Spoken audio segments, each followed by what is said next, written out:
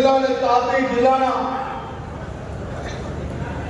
સૌ કાર્યકર્તાઓ દ્વારા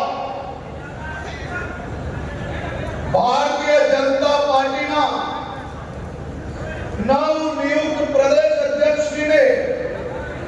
ઓળખવા માટે એમના સ્વાગત માટેના કાર્યક્રમમાં આપની સૌની વચ્ચે ઉપસ્થિત